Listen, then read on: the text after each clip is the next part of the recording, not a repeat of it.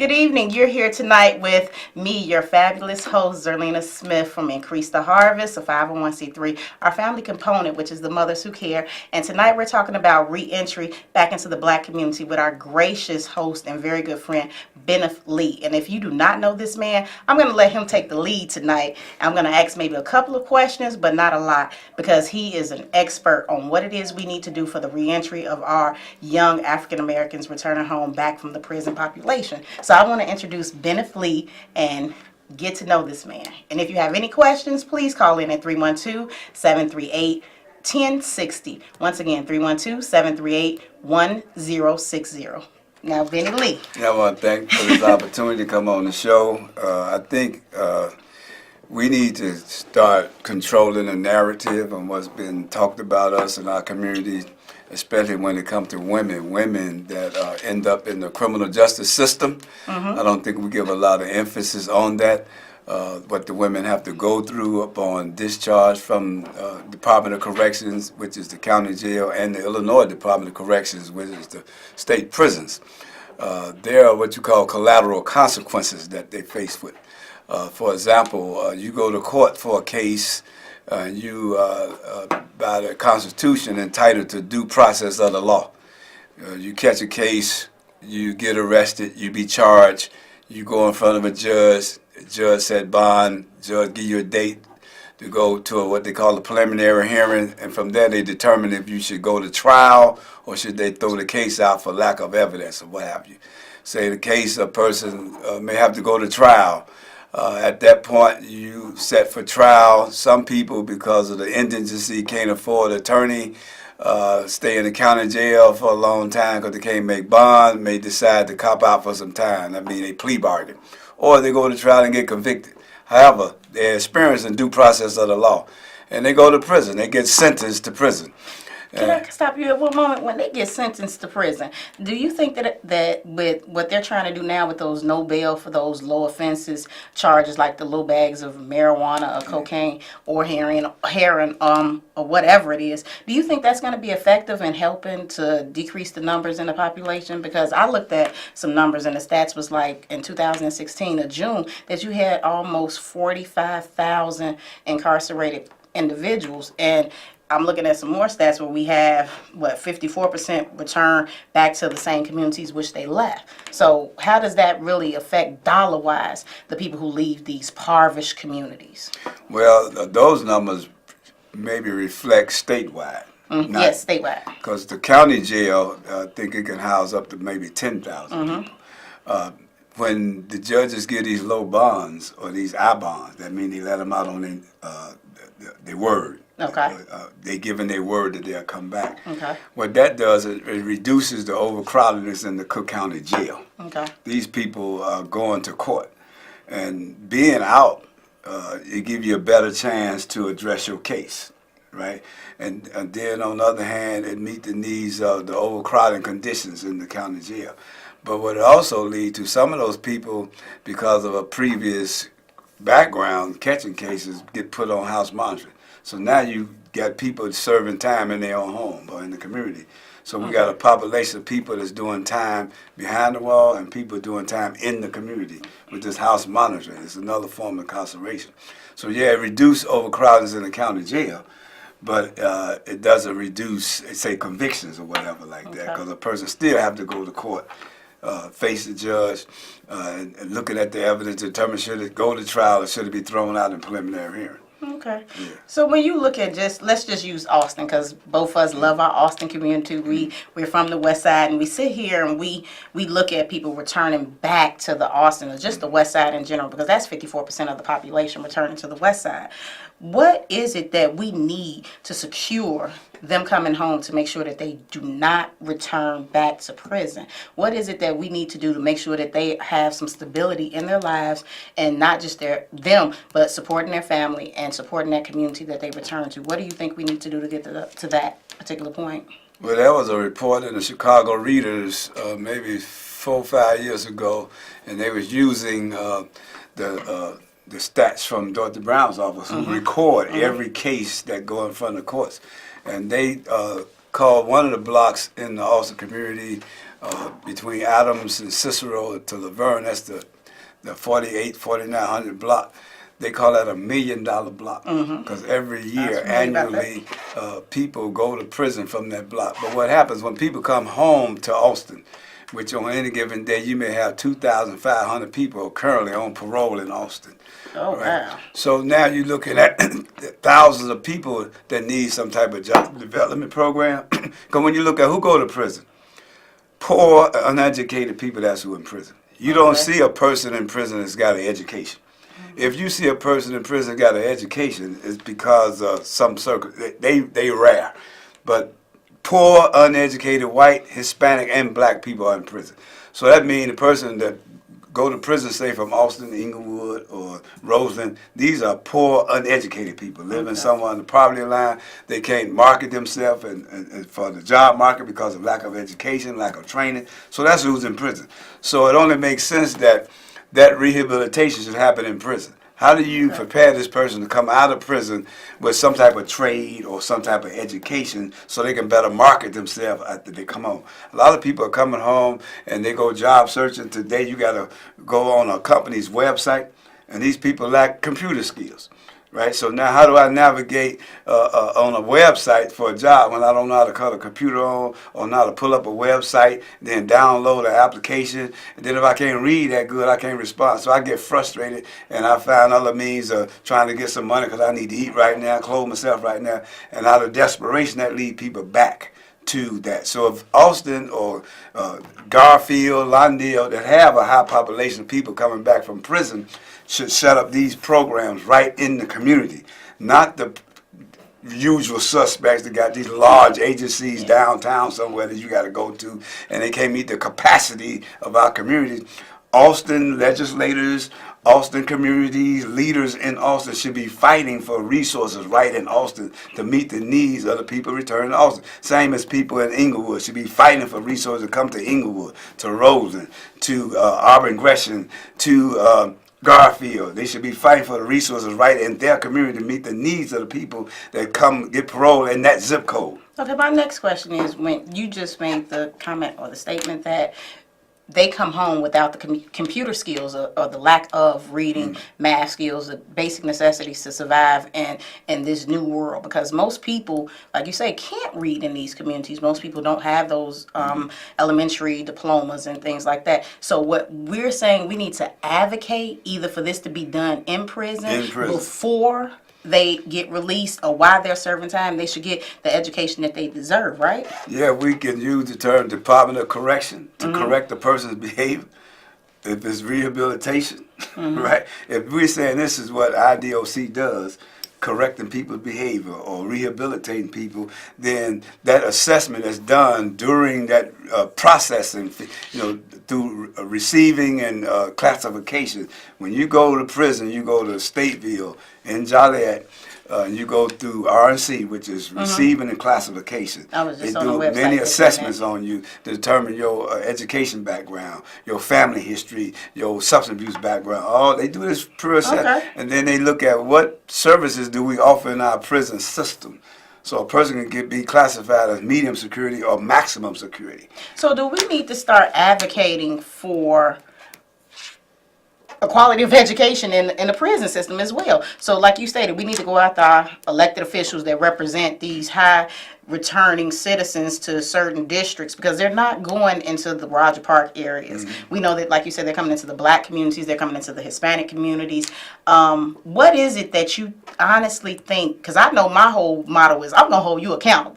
You gonna do this. I advocate. What is your organization? Because you do also have an organization. Give us more information about what it is your organization does, how people can reach you, and if they want to get involved with what you have going on. Because people have to remember, I'm Zerlina Smith. Increase the Harvest was formed around ex-offenders re-entry, because you have so many people that when I walk outside my door have been locked up, who can't find jobs, who can't do a lot of things. And I want you to know that this is a collective thing. It really takes a village. And if people want to call in and get to know Benny, please do so. We actually have a caller right now. So let's go to the caller, and then Benneth Lee can answer. I call him Benny. Can answer the questions from whomever wants to call in, and also the one that I just made. Caller? Hello. Hello? Yes, hi. I've been listening, and what I wanted to know from the guest was if you thought that there was a correlation between sort of the unrest that's been happening with Chicago public schools and then all the juveniles who've been arrested for carjacking or robbing people downtown, if you think there's a link there. Well, when you look at in order for a crime to happen, you got to have a motivated offender, somebody that's motivated to commit a crime, and who's motivated to commit a crime? That's a right. broke person, right? And this is a person that really don't have no other means of employment or to get some money. So now you got young people in these school systems, these public schools in Chicago. It's like going in a prison, because you got to go through a medical detector, get shook down. It's like going inside of a prison. So you already conditioning young people to respond to law enforcement in a hostile way. All right, and so you got this zero tolerance. Somebody come to school that morning because the mama had a fight with the boyfriend, and that scared them to death, and they got all this on their mind, and they might forget to take the hat off, and then the security challenge them, and they respond, and they get suspended for no reason, and now they get into a fight, and they get charged for assault and all that. So they criminalizing our youth instead of treating them as juvenile. Even back in 1899, when the early reformers, Jane Addams and Lucy Flowers and Judge Lathan, recognized that youth should be rehabilitated versus punished. Right, because youth are at an age where they can't process. The brain developed from the back to the front. And these high school, grammar school children, their brains ain't fully developed. So they need to be treated as such that they can't make rational decisions. They're very impulsive, all right? And so you find a lot of youth end up in juvenile, right? Like myself, I ended up in juvenile when I was a youth, and going through that, it kind of conditioned me to do time in prison. All right, and then the message coming out of juvenile is like, okay, my peers are 17, 18. They done graduated out of high school. They got experience working a job after high school. They got driver's license by going through driver's ed. But I came out 17 years old with none of that and feeling like I was behind. All right, and so now trying to catch up with my peers, it was a strain because of that background. All right, and so that forced me and a lot of my peers back to the streets, and we ended up crossing that line into the prison system. So do you honestly think that back then is a repeat of what's happening right now? Because we have crime trickling all across this city right now. Most of it is with our youth. So do you honestly think that because of education from back then to now, by really not changing, okay? If we want to talk about it, why is it that our youth is out here committing so many crimes that it's just on an uprise? It's not in Austin. It's not in Inglewood. It's across the city. It's across the city. Well, I take a tip from my grandson, DeAndre Martin. We were on the Philip Jackson show, WVON, and they asked him what did he think. He said that because the high school students are competing with grown people for these jobs that were normally for youth. Okay. Those would be those $15 an hour jobs that we are here advocating for, which would be the McDonald's, those jobs that people say people should have, not that it was temporary jobs. It was created for college students. It was created for the youth summer jobs, not to support a family on. So you honestly think that if we look at McDonald's as where our youth should be at, that what will we have left for our adults? Because I know a lot of ex-offenders work for McDonald's. I know a lot of ex-offenders work these low-wage jobs because that's all they can get. What else do we have to offer them in our communities of color, housing? What economic development? Are we going to teach them trades? What is it that we know that we can put our hand on and touch right now with all the connections that you have? Who is it that we really need to reach out to make sure that no man is continued to be left behind? I'm a radical, and Mr. Benneth Lee is one as well. And I was so happy and so thankful that he accepted my last minute invitation to be a part of this family component, because we have too many brothers and sisters that are returning home to communities that are just in worse shape than they were before they left. And I need people to really sit back and think, as a village, what do we need to do to make sure that everybody is taken care of? Well, when you look at and you study the '60s, you had Chicago street gangs became nations. Chicago gang became the first street gang that became nations, like the Vice Lord Nation, the Disciple Nation. And so what the Vice Lords did in Lawndale, they decided to become a community organization to take care of their own. Okay. Since their youth couldn't access the traditional programs in the community, they created their own program. It was called like a self-help program. They formed what they call Operation Bootstrap, where they met. I remember Bootstrap. They met with all the businesses, Western Electric, Bell Telephone Company, Kraft's Food, Marshall Field, Sears and Roebuck. They met with them and appealed to them what they were trying to do for their youth. Those businesses are no longer in our community. Do we still have a caller on hold? If so, can we please take this call right now? Caller, thanks for calling in. Yes, and good evening. How y'all guys doing? We're blessed. And boy, you can always tell the West Sider. Why you say that? Always tell the West Side. Well, listen, like you were saying back in the '60s, it was the same way in other games. Other games was creating things, but either way, that was then. It's now. Kids don't want to do anything. I remember as I was coming up, kids would go out and shovel snow. You shovel your neighbor's snow. You get out and you play and have snowball fights and things of that nature. When the last time you seen a kid knocking on a door talking about, can I shovel your snow? Yesterday. Yesterday. Yesterday. I got that knock. I got about 5 of them on my door yesterday. Yeah. So yes, they still do it on the west side. So And the east side where I live at now. yeah, see, they're doing it. I mean, it might not be many, but you have some that's out here still trying to do something. You may have limited exposure to these young people. I'm on these streets. She on these streets. So we in contact with these young people that are looking for opportunities. Some of you all want to shop on the side, right? Become these talk show host revolutionists, right? But we out in the streets talking to these young people. They want out. But how can they get out when there's no longer these large companies in these communities that left? All right, and when they left, it depleted job opportunities right in the community. And then they're competing, right, with people, and they run into a lot of discrimination. All right, these young people just don't up and not born just to become criminals. I mean, when you look at criminology, sociology, they talk about these conditions. You know, Aristotle talked about poverty being a parent of crime and revolution.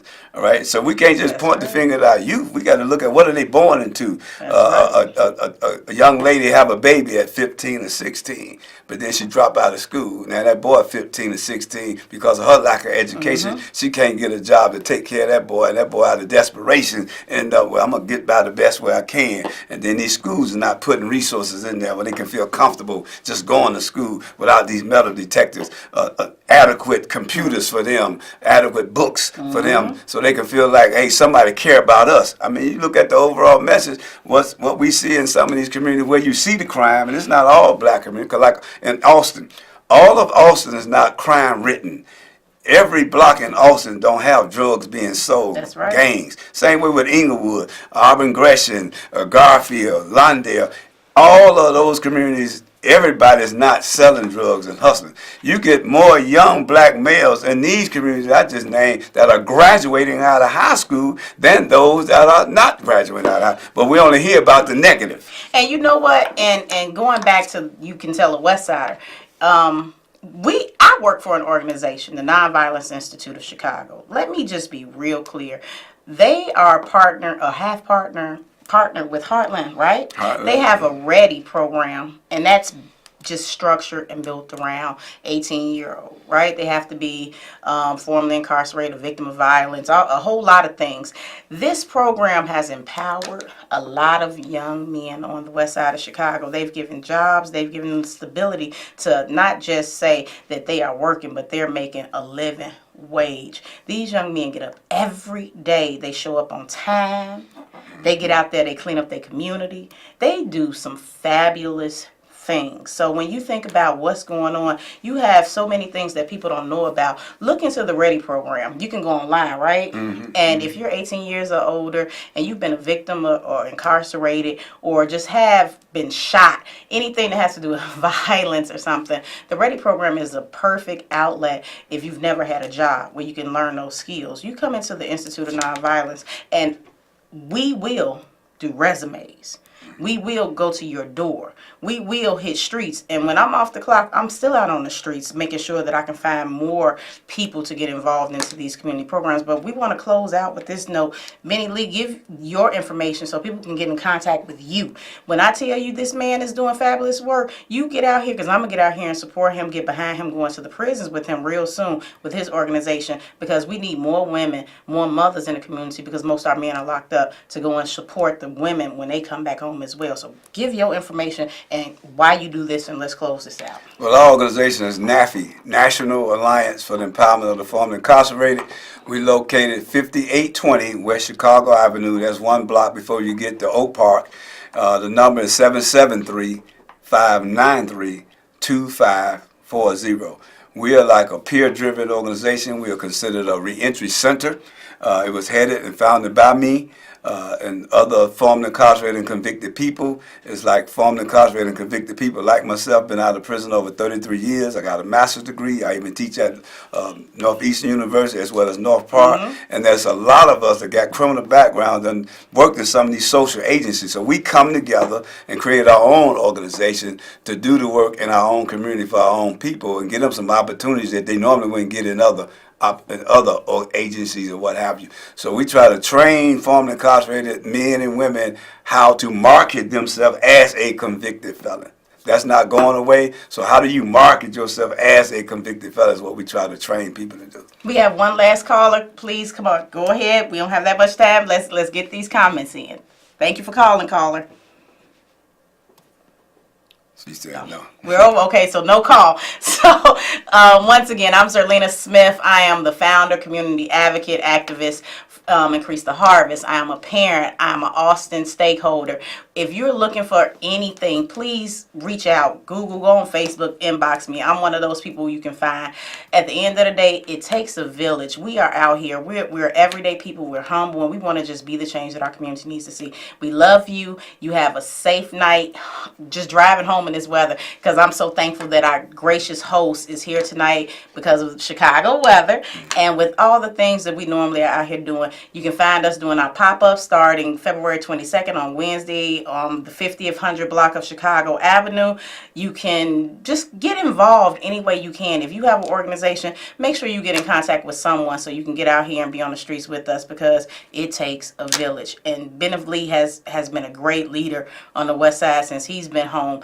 And if it was anybody that I wanted to talk about, this is the man right here. So our first official guest on this show out of all this time has been a real game changer to the West Side and the state of Illinois. Thank you once again, and we are people who care.